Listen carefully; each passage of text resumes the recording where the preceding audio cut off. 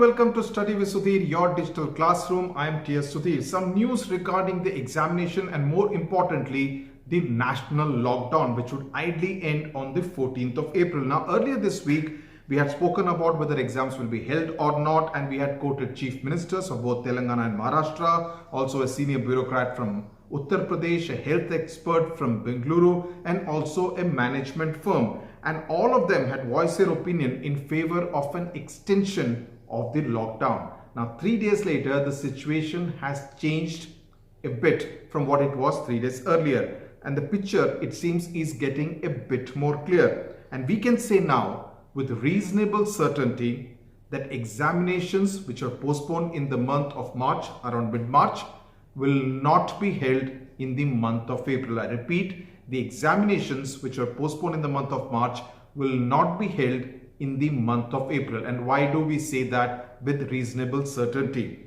At the all-party meeting with leaders of opposition parties, Prime Minister Narendra Modi was quoted as saying that all the suggestions, a majority of the suggestions that he had received so far were in favor of an extension of the national lockdown. And the final decision will be taken after Prime Minister Modi has another round of meeting, a virtual conference with chief ministers of all 28 states in the country. Number two, the ground reality also suggests that things are moving in that direction. Odisha yesterday became the first state in the country to extend the lockdown till the 30th of April and said that schools, educational institutions will remain shut till the 17th of June in Odisha.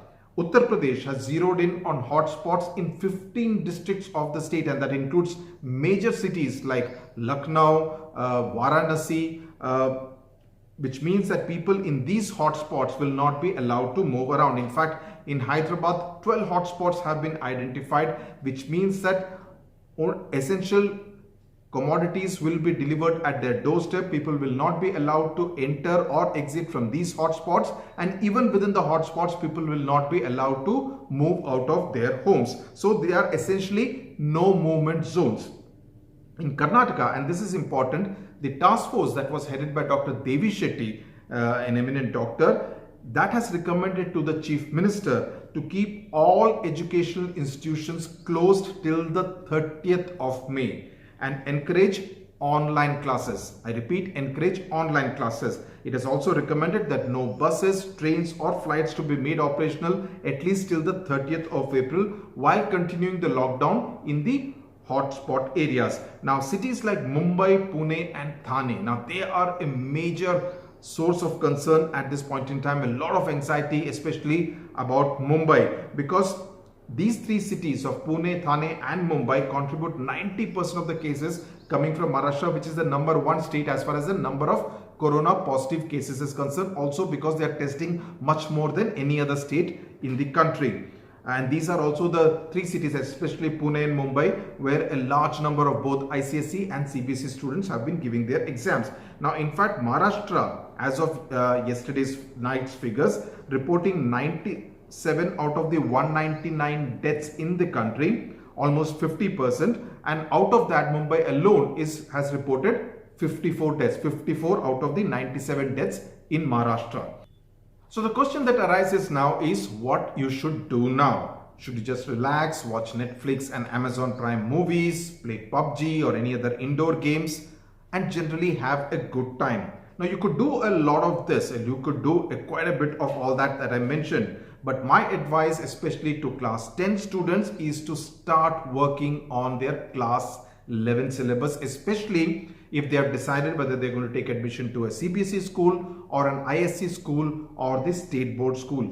Many of the chapters are available online if you cannot borrow it from any of your seniors. So you could get started. There are a whole lot of channels including Study with Sudhir, which has started putting out material for class 11. So you could take a look at that. At least you will start getting an idea about what kind of a syllabus it is, right? And all the syllabus is definitely available online, so you can get a familiarity with what you need to study in class 11. And I say this because the jump from class 10 to 11 will be quite significant, and we'll be doing a separate video on that, on how exactly the 10th to 11th is going to be a very steep gradient, and you need to be prepared for that. And you should actually make use of this time period to get prepared for that steep gradient, to climb that steep gradient.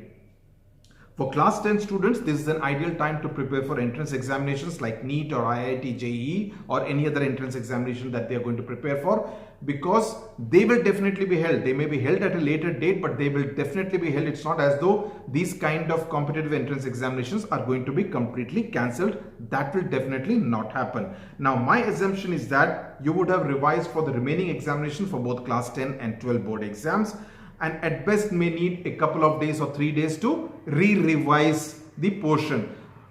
Assuming that the exams could be held sometime in May, and you would definitely get some advance notice, that is for sure. So be rest assured, both the boards ICSE or CBSE will definitely give you advance notice. Also state boards, wherever state board examinations were postponed in the for class 10 in particular, so they would be giving you an advance notice, so you could use that time to re-revise those portions, or you could keep that for the last 3-4 days of April. Now, this academic year, especially for the new batch of class 11, is going to be disrupted, as I have been repeatedly saying in many videos. So it's best to prepare yourself for that. Okay, so that is as far as your exams are concerned, not happening definitely in the month of April. So brace yourself for them to happen in the month of May. But remember, the caveat is that this is a very dynamic situation. It is a developing situation. No one can predict what will happen in the end of April and in the month of May, at least the first week or first 2 weeks of May. So it is a dynamic situation. It is a developing situation. You need to keep yourself informed. More importantly, adhere to the lockdown, stay home, stay safe, and keep in touch with your academics. Don't completely forget. This is not really an extended summer vacation of sorts. This is actually the time for you to prepare yourself that much better. Thank you very much for watching.